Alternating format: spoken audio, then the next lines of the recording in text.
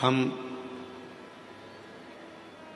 भारत में जन्मे हैं, इसलिए भारतीय नववर्ष मनाते हैं चैत्र के महीने में, गुड़ी पड़वा के दिन हमारे भारतीयों का नया वर्ष प्रारंभ होता है। फिर भी आज के बेटा बेटी जितने कैलेंडर से नया वर्ष मनाते हैं, 2025 जाएगा, 2026 आएगा।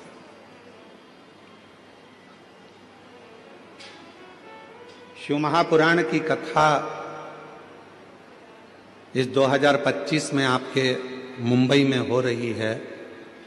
जब अगला 2026 आए तो यहाँ पर जितने शिव भक्त बैठे हैं वो भगवान से ऐसी प्रार्थना कर कर जाना कि मेरे भोले बाबा हमको उस लायक बनाना कि एक बार हम भी अपनी मुंबई में शिव महापुराण की कथा खुद करें।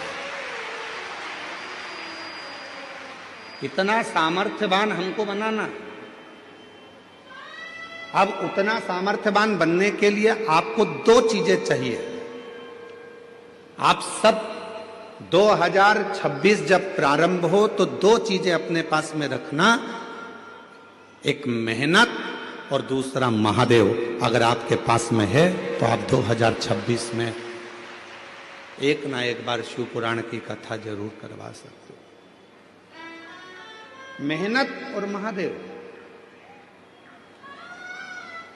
आज व्यक्ति मेहनत से पीछे हट जाता है। शिव महापुराण की कथा कहती है दुनिया में ऐसा कोई कुर्सी नहीं, ऐसा कोई सिंहासन नहीं, ऐसा कोई पद नहीं जिस पे तुम नहीं बैठ सकते हो।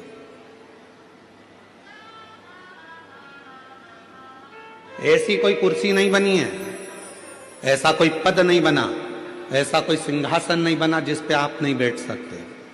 बस उस पे बैठने के लिए आपको दिन रात एक करना पड़ेगा, बहुत मेहनत करना पड़ेगी और साथ में महादेव को एक लोटा जल चढ़ाना पड़ेगा, तो वो कुर्सी आपके पास में आएगी जरूर,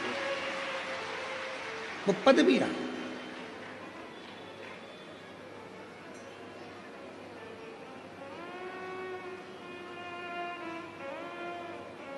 एक लाइन है, जो डर गया जम के बोलो वो मर गया।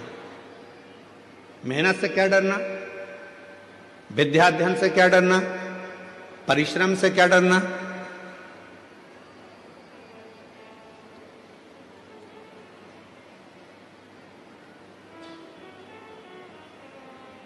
किसी ने कह दिया कि तू ये डॉक्टर की पढ़ाई नहीं कर सकता, तू नीट क्लियर नहीं कर सकता, तू आईएएस ऑफिसर नहीं बन सकता।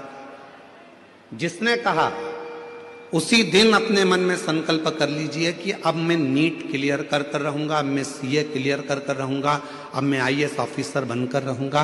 अब मुझे मेहनत को बढ़ाना है, 4 गुना करना है, परिश्रम करना है, रात दिन एक करना है और शिव जी को एक लोटा जल चढ़ाना है और बढ़ते चले जाना है। तो निश्चित है कि मैं अपनी उस मंजिल तक पहुंचूंगा।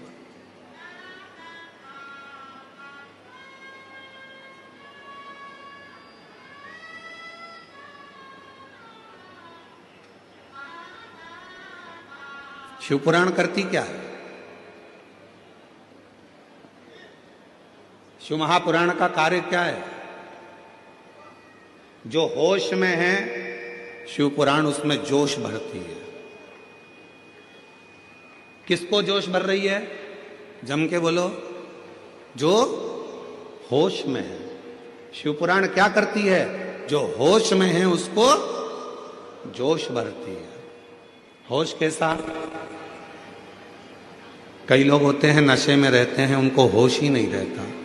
कोई धन के नशे में है, कोई सत्ता के नशे में है, कोई वैभव के नशे में है, कोई अपनी वाणी के नशे में है, कोई अपनी काया के नशे में है, कोई अहंकार के नशे में इतना चूर रहता है कि उसमें फिर होश नहीं रहता, उसमें होश नहीं रहता। इतना नशे में डूबा रहता है कि वो होश खो बैठता है, उसके अंदर होश नहीं रहता।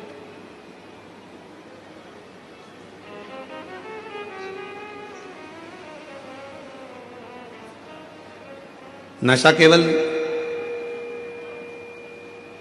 मदिरा का, दारू का नहीं होता, नशा अहंकार का भी होता, धन का भी होता। और याद रखना,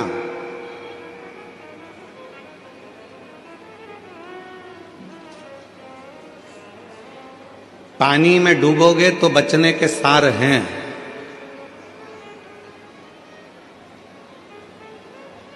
पानी में डूबोगे तो बच भी सकते हो, पर याद रखना दारू की प्याली में डूबोगे तो जिंदगी में कभी नहीं बच पाओगे।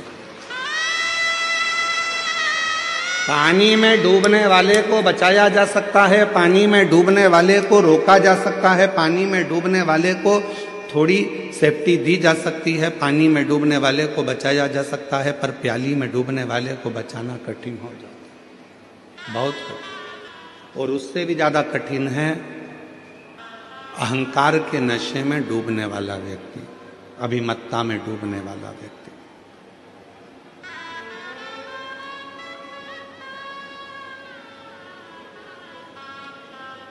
हमारे यहाँ तो कितनी सुंदर भाषा में कहा कि कोई भाग्य से, कोई किस्मत से ये शिव महापुराण की कथा अपने नगर में, अपने गांव में, अपने शहर में आती है।